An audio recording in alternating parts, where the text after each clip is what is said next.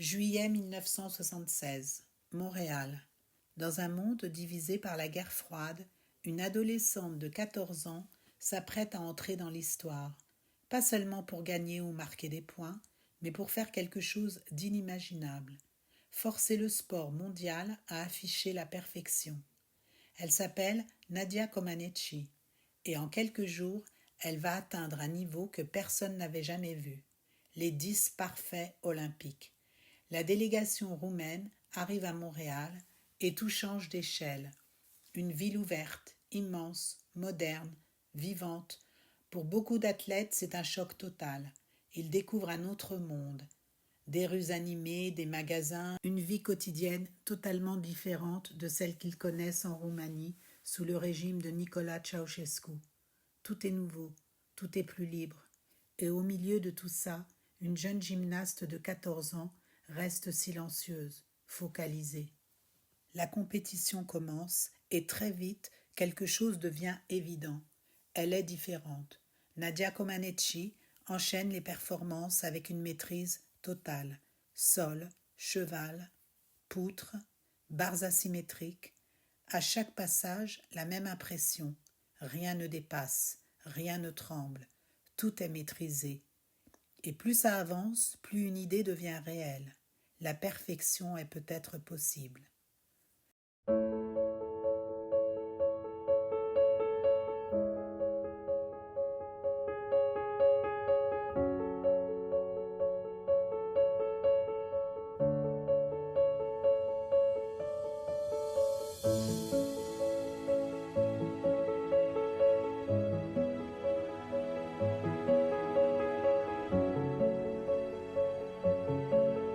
Puis arrive le 18 juillet 1976, barres asymétriques.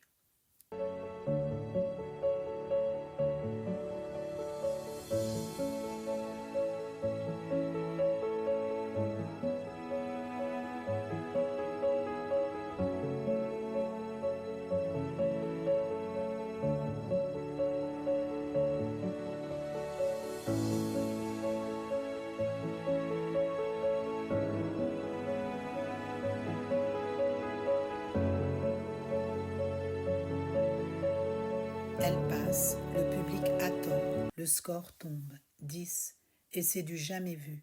Aucun 10 parfait n'avait jamais été attribué en gymnastique aux Jeux olympiques.